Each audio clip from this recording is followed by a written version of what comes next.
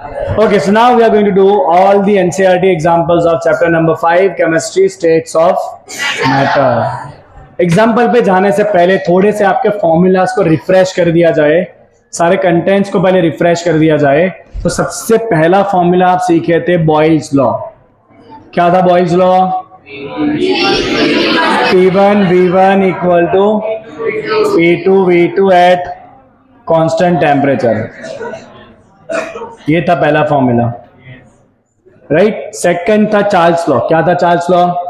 V1 by T1, और you can write V1 by V2 equal to T1 by T2 at constant pressure. At constant pressure.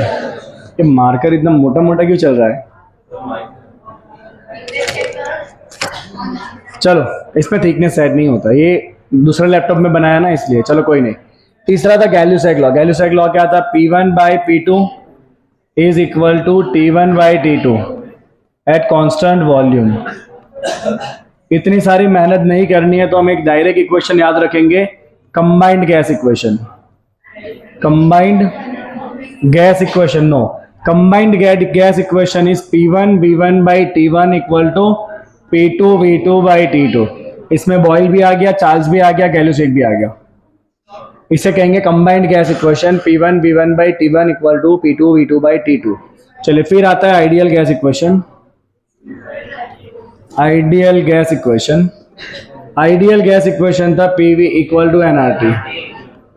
अब आप number of mole को क्या लिख सकते हो? Given mass by molar mass. हमने यहाँ पे एक डेंसिटी का फॉर्मूला बनाया था, pressure equal to density into RT by molar mass. ऐसा एक फॉर्मूला हमने बनाया था, राइट। चलिए इसके बाद आता है Dalton's law of partial pressure. Dalton's law, Dalton's law was P total, total pressure is equal to क्या करेंगे? nRT बाई V, बट कौन से मोल लेंगे यहाँ पे? Total mole. PV equal to nRT है, बट n कौन सा लेना है? टोटल मोल लेना है। और मोल क्या होता है? Mole equal to given mass by molar mass. फिर यहाँ पे था पार्शियल प्रेशर। तो गैस 1 का पार्शियल प्रेशर होता है mole fraction into total pressure. Gas 2 का पार्शियल प्रेशर होता है उसका mole fraction into total pressure. और ये मोल फ्रैक्शन क्या होता है? Mole of the component divide by total mole. Similarly mole fraction of 2, mole of second component divide by total mole. ठीक है। डाल्टन के बाद आया था आपको वान डर वाल्स इक्वेशन। वान डर वाल्स इक्वेशन क्या था? बड़ा सा इक्वेशन था, अगर याद हो तो। Van der Waals equation was, what was that? P plus an square by v square into v minus nb equal to nRT. This was the Van der Waals equation. तो इतने आपके पास फॉर्मूला है इस चैप्टर में। दो main formula याद रखो, ये combined gas, ideal gas and Dalton. उससे आपके सारे क्वेश्चन सॉल्व हो जाएंगे। तो शुरू करते हैं पहले एग्जांपल से। पहला एग्जांपल क्या कहता है? पहले एग्जांपल है balloon is field with hydrogen at room temperature. It will burst if pressure exceeds 0.2 bar. If at 1 bar pressure the gas occupies 2.27 liter volume, up to what volume can the balloon be expanded? तो balloon में आपको hydrogen gas भरना है और क्या कहा है कि अगर प्रेशर 1 बार है तो वो गैस कितना वॉल्यूम ऑक्यूपाई करेगा? 2.27। तो पहला सिचुएशन का प्रेशर दिया है 1 बार, और तब गैस जो वॉल्यूम ऑक्यूपाई करेगा V1, कितना वॉल्यूम ऑक्यूपाई कर रहा है? 22.7 लीटर, राइट। और क्या कहा? आपको ऐसा कहा है कि जब प्रेशर हो जाएगा 0.2 बार तब वो बलून फूट जाएगा। तो आपको एक और प्रेशर दिया है P2, कितना दिया है? 0.2 बार। तो वही पूछा है, up to what volume can the balloon be expanded. क्योंकि आप बलून को जैसे फुलाते जाओगे, राइट, उतने गैस पार्टिकल दूर दूर जाते जाएंगे, प्रेशर घटेगा, वॉल्यूम बढ़ेगा और फिर बलून फट जाएगा। तो इतने प्रेशर पे बलून फट जाएगा, तो इतने पे वॉल्यूम क्या होगा आपको बताना है। तो हम क्या करेंगे? Simply combined gas equation use कर लेंगे, या फिर आप यहां पे प्रॉपर बॉयल लॉ यूज कर सकते हो, that at constant temperature, at constant temperature we write here from Boyle's law, from Boyle's law, बेटा क्या कहा था बॉयल ने, pressure is inversely proportional to volume. तो यहां से हमने लिखा था P1 V1 equal to P2 V2, so I can write V2 equal to P1 V1 by P2। P1 is 1, V1 is 2.27, P2 is 0.2। What is your answer? 11.35 bar, sorry bar नहीं, volume है ना, litre. तो इतना litre जब होगा तब balloon फूट जाएगा। Simple question एकदम। अगला सवाल चलो। On a ship selling in Pacific ocean where temperature is 23.4 degrees Celsius, a balloon is filled with 2 liters of air. What will be the volume of the balloon when the ship reaches Indian Ocean where the temperature is 26.1? So beta, what you have here, you have two conditions of temperature. Temperature T1 is given 23.4 degrees Celsius and temperature T2 is given 26.1 degrees Celsius. At this temperature, the volume, let's write V1 is 2 liter. We would like to find what is the volume. So what remain constant here? Pressure. क्योंकि pressure is atmospheric throughout. आप किसी भी समुद्र में हो, pressure remain constant throughout. So we write here at constant pressure. कौन सा law? Charles law. At constant pressure, Charles law क्या कहता है बेटा? चार्ल्स लॉ कहता है कि volume is directly proportional to temperature, so V1 by T1 equal to V2 by T2. Agree? क्या फाइंड करना है हमें? V2. So what I can write? I can write V2 equal to V1 by T1 into T2. अब यहाँ जो गलती आप करोगे, कौन सी गलती करोगे बता आपको?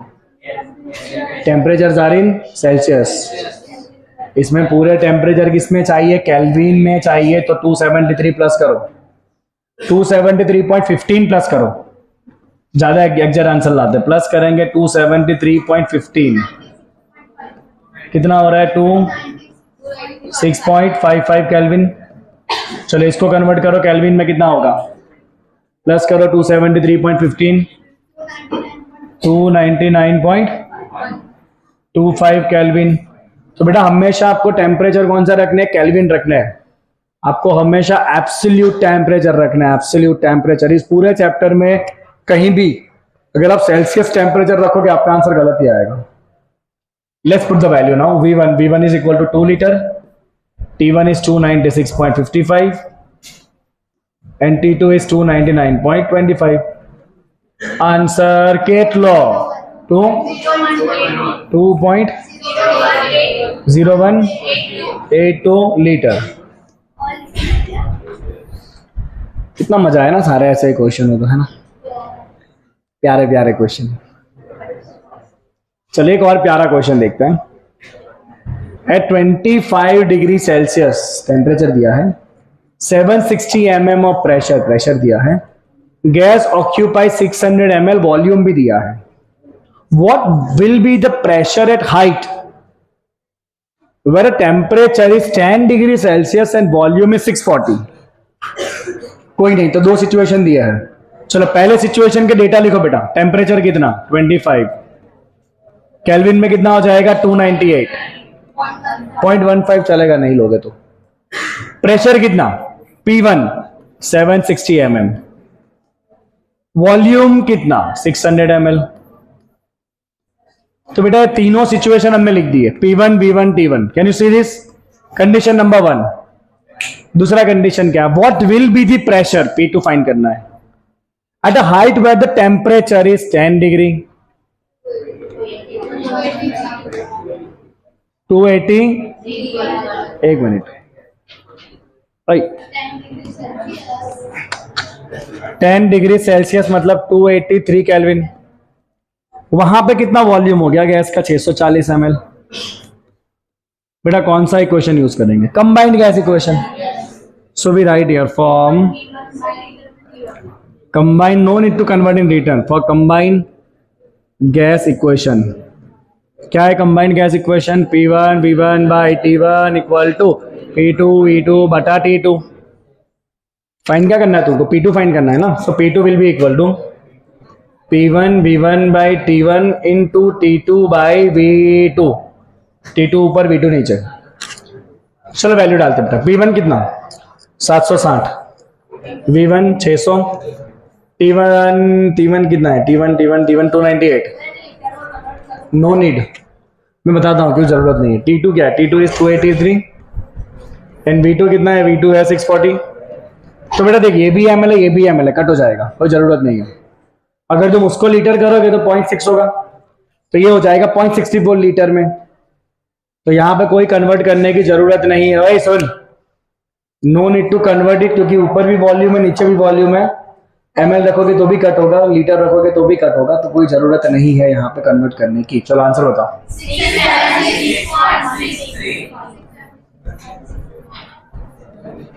लो इतना प्रेशर हो जाएगा। आया प्यारा सा क्वेश्चन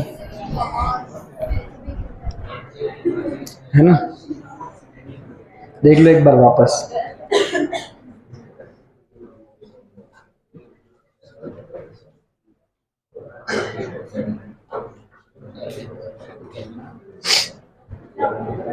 डन। गौर सवाल, नियॉन ऑक्सीजन मिक्सचर। देखो नियॉन ऑक्सीजन मिक्सचर, दो गैस का मिक्सचर किया मतलब डाल्टन आएगा। And this gases are non reactive, क्योंकि नियॉन तो किसी से रिएक्शन करता ही नहीं। सो डाल्टन आने वाला है। The mixture contain 70.6 gram oxygen, वही है भैया, एंड 167.5 ग्राम नियॉन। मिक्सचर का प्रेशर है 25 बार, टोटल प्रेशर है। मिक्सचर का मतलब टोटल प्रेशर। तो तुम्हें पूछा है what is the partial pressure of oxygen in neon. Partial pressure क्या होता है, so we know the formula, क्या PV equal to nRT। Partial pressure of the gas is equal to mole fraction into total pressure. करा था ऐसा derive, partial pressure is mole fraction into total pressure. Mole fraction के लिए पहले क्या find करना पड़ेगा, मोल। तो आपको दो गैसेस के मास दिए है, चलो मास को मोल में कन्वर्ट करना बच्चे को आता है अब तो let's say gas number 1, gas 1 आप दे दो ऑक्सीजन को O2 को, और गैस 2 आप दे दो नियॉन को, ठीक है। ओके चलो, ऑक्सीजन का मास M1 कितना दिया है, 70.6 ग्राम। ये ऑक्सीजन का मोलर मास क्या होता है, 32, O2 है। तो ऑक्सीजन का मोल क्या हो जाएगा, गिवन मास बाई मोलर मास कितना, मोल। चलो N1 आ गया बेटा, N1 आ गया। दूसरा गैस है नियॉन, नियॉन का मास कितना है, M2 167.5 ग्राम। नियॉन का मोलर मास कितना होगा, 10⁻20, क्या नहीं पता। गिवन मास बाई मोलर मास कितने मोल, 37। चल बेटा अब तो तू राजा, अब तो तू राजा, तेरे पास मोल आ गए दोनों के। चल फाइंड करते पार्शियल प्रेशर ऑफ ऑक्सीजन। बेटा पार्शियल प्रेशर ऑफ ऑक्सीजन, बेटा तो ऑक्सीजन को हमने 1 नाम दिया है, तो ऑक्सीजन का प्रेशर क्या होगा, ऑक्सीजन का मोल fraction into total pressure. Mole fraction क्या होता है बेटा, mole of the component divide by total mole, आगे ना। Mole fraction, mole of component divide by total mole, into क्या करेंगे बेटा यहाँ पे टोटल प्रेशर। चल N1 कितना आया है, 2.206, टोटल 2.206 प्लस 8.375, टोटल प्रेशर कितना है 25 बार। बता कितना आ रहा है, ये मोल फ्रैक्शन कितना आ रहा है, पॉइंट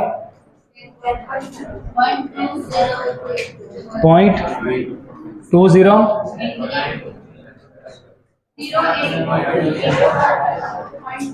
अरे खाली मोल फ्रैक्शन बताओ ना कितना आ रहा है, 208 इंटू 25, चल कर मल्टीप्लाई।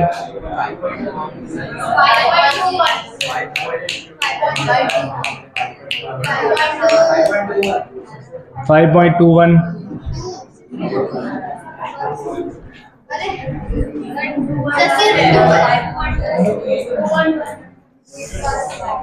चलो, so that's the value of P1। चलो बेटा P2 क्या होगा बताओ।